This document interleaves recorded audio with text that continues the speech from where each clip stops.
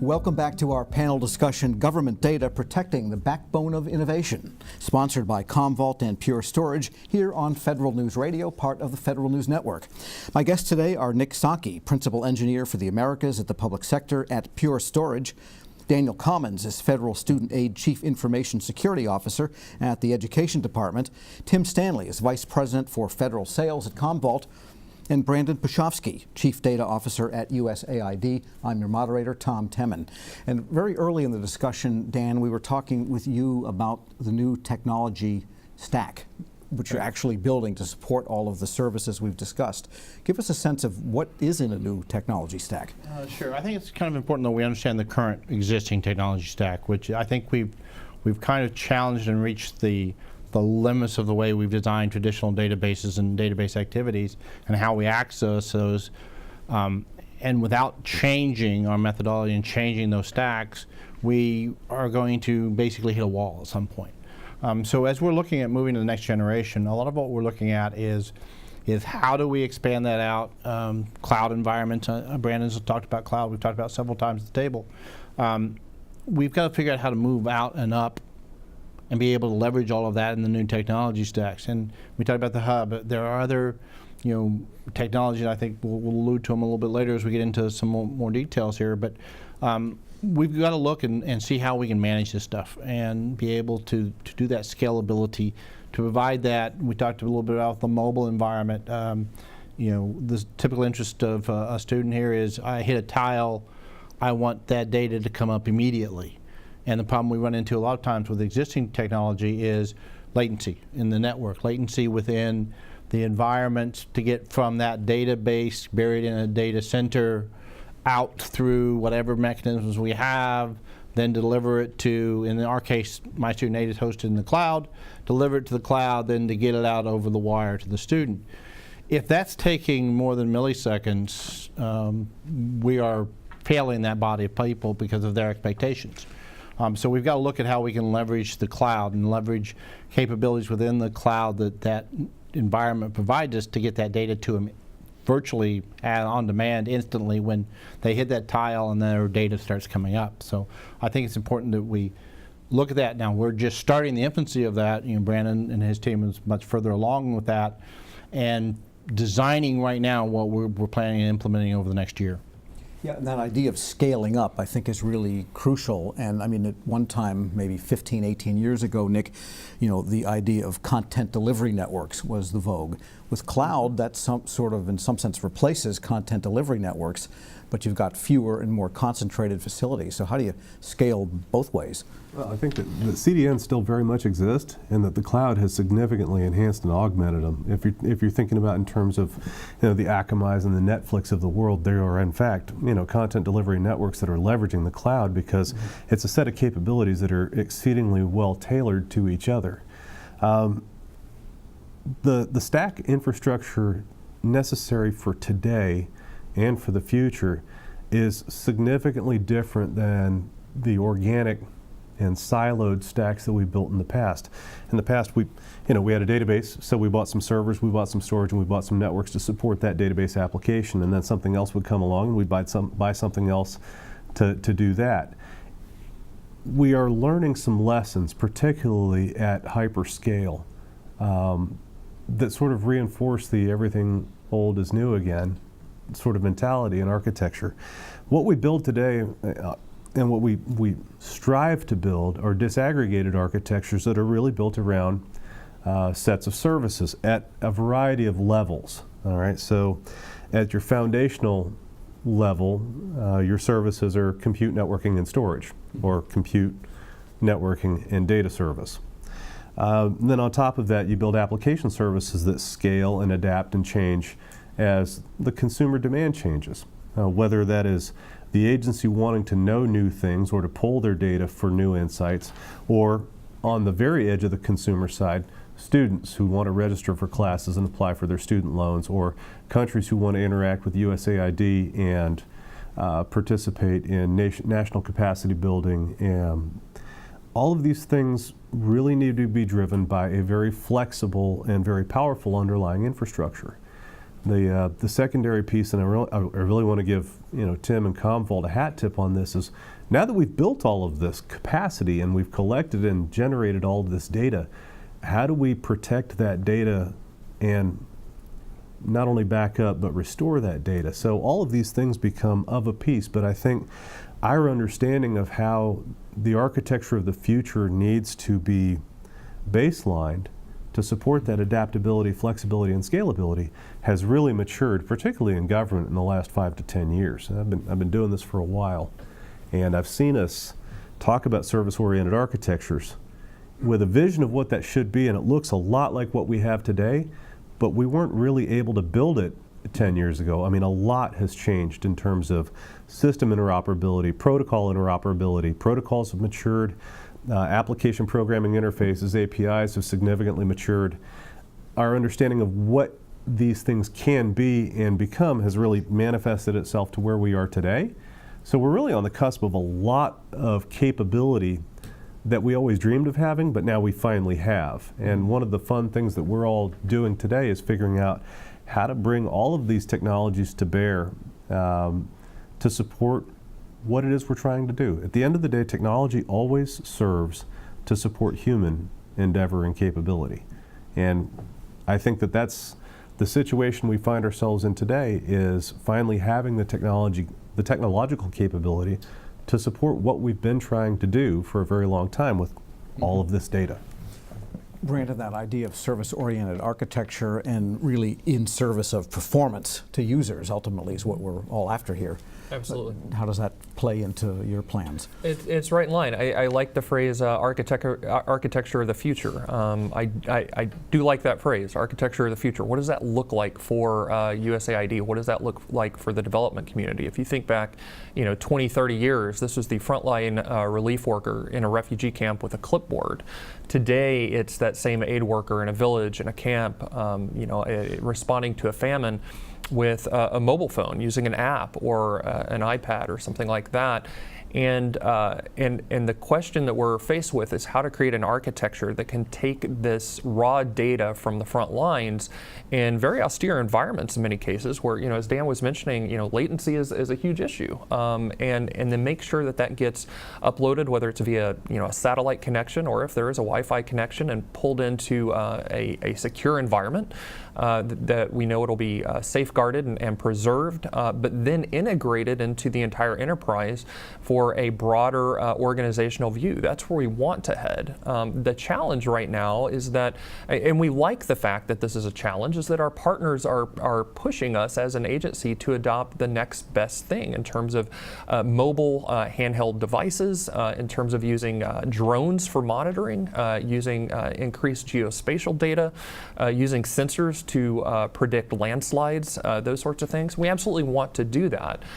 So the architecture of the future is one that will be able to accommodate all of those inputs, but not in a way that supports 1,000 flowers blooming, but really creates a bouquet, if you will, that all works together nicely to produce something of beauty for the well-being of humankind. So we do want to, sorry for all the analogies, but that's really what we want to do. So. Yeah, so Tim, it strikes me that there's kind of a leapfrogging constant effect here of processing power and the data we're moving. I mean, this would be easy if we were moving bits of data with the network available today. There would be no latency whatsoever, but we're moving megabytes with graphics. We're overlaying encryption on it, sometimes in motion. So there's a lot going through and then a lot hitting those processors. So what are great strategies for both protection and recovery and low latency? So Brandon's right. All the things, the things that he talked about are doing one beautiful thing, is generating a ton of data. And yesterday, we would protect data. We would put agents out there, and we would protect data in different batch windows, so that we made sure that we got the data protected in a certain particular window that we needed to protect it in. And those windows just continued growing and growing and growing over time as the data got larger and larger. Tomorrow, we have this technology, is hyperscale technology, that allows you to increase the compute power, which allows you to protect those large data sets, that volume of data, in a much smaller window, which is important. Protecting the data is important, but what's even more important is you've got that compute power to to retrieve that data, to bring it back from that archive even more quickly or as quickly as you protected it. So it's being able to get that. You can protect the data, is great, but if you can't get it back, that is a big problem, right? So the hyperscale architecture gives you that opportunity, gives you that compute power that allows you to protect the data, but it will bring it back in a very rapid fashion. So it's really important for tomorrow's architectures. And we also talked about the idea of these data hubs, and I was wondering, given the questions about recovery and also latency, and then I guess really the question of veracity of the data, there was an architectural approach, and tell me if this is still part of your thinking or if this is something we need to think about as we go forward, and that is the local caching of data closer to the actual use, which would disaggregate a data hub in one sense, at least physically, maybe not virtually. And is that part of thinking nowadays, or are we past that need? Well, at USAID, we're certainly doing some of that. So the actual compute is certainly not on the system of record, for example. You know, we are pulling extracts of that for faster compute and reporting, and it's also those extracts that we're bringing together in a data commons environment so that we can couple the various flavors of data. But again, the systems of record are running separately. So for us, that's still a concept we're using. Yeah, Nick? So I was going to say, the idea of positioning data forward at the edge, if you will, is actually still very valid. There's been a lot of talk about it in industry, and I know in my past work in government, we used to talk about edge nodes, and it's really driven principally by one key significant factor. According to various estimates from Forbes, The Economist, et cetera, we'll be generating between 44 to 55 zettabytes of data in 2021. The problem is we will only have 11 zettabytes of network bandwidth, so data growth will exceed bandwidth capacity by a factor of 4 or 5. And that's really non-trivial. So in order for us to be able to do the things we want to do, we will have to position data forward. And ideally, we'll only be bringing back what we've determined are actually relevant data or long-lived data, valuable data, and let the dross fall on the floor at the edge rather than try and backhaul everything. I think that, you know, data management and data collection activities in the past really focused on we're going to grab everything because we're not really sure what's valuable, and we'd really hate to not have something or lose something, let it hit the cutting room floor, and find out later, oh, we really needed that. But we've become much more savvy as data consumers as well. We know what's valuable to us. And a lot of that does get determined at the edge, at the point of collect. So you have your edge nodes that define the utility and relevance of that data, and then it comes back to the central repositories as, you know, to the canonical sources of truth, as things that we really know are actually valuable data. But hoovering everything is not an effective or efficient way to actually improve your data holdings. It makes them big, sure, but then you've got the needle and haystack problem, and you simply multiply your data gravity problems. Moving and housing data past a certain scale becomes prohibitively expensive, not just computationally, but financially as well. And when you're moving that data from the edge where you're collecting it out in the most remote areas, you're moving that data, you only want to move what's changed, right? You don't want to continue to move that full block of data over what may very well be a very thin pipe. So moving that change block data over to where you're going to protect that data, and then once you've got that data under protection, provide that platform so that you can report on it, so that you can provide the metadata catalog that tells you what kind of data you have, tells you about your data, what you have in your data. So that's and that idea of only moving what's changed probably applies to backup as well. Absolutely does. Absolutely. It would apply to everything across the board. That's where we have to be smart when we design our transactional applications that are accessing that they're looking for deltas, they're looking for those changes. One of the problems in being a cybersecurity guy, one of the problems I have is the cybersecurity data associated with all of the different logging and activities that we have to do to launch that. The traditional cybersecurity approach has been, I just give it all to me and I'll figure out what's important, but we can't do that. There's just way too much. A typical single Windows event log is going to be, could be thousands of lines of activity. You just can't manage it. So now we've got to identify exactly what it is that we need and the questions we're trying to answer. And I think that's going back to those transaction applications where it's, what are you trying to provide?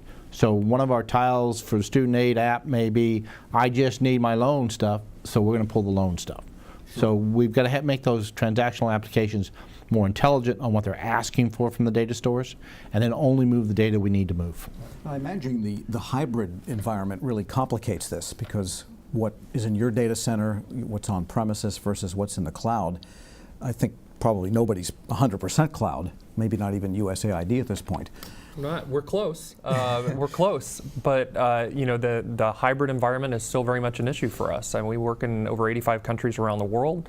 The monitoring and evaluation platforms that we use may differ from one mission to another, whether it's Latin America or Africa or Asia. And what we don't want is an environment where, first of all, from a human capital standpoint, you have a foreign service officer going from point A to point B and having to learn a new system every 2 to 4 years. But from a data management perspective, we want that data to be as homogeneous as possible. So that's one of the things that we're working on right now, is to harmonize a cloud-based system across 85 countries around the world, no small effort, to ensure that we pull all of that data into a harmonized environment for organizational use and dashboarding at the executive level. All right, I wish we had 2 hours because there's so much more to do, but I'm afraid we are out of time. So if I may, I'd like to thank today's guests. Nick Saki, Principal Engineer for the Americas at the Public Sector at Pure Storage. Daniel Commons is Federal Student Aid Chief Information Security Officer at the Education Department. Tim Stanley is Vice President for Federal Sales at Commvault.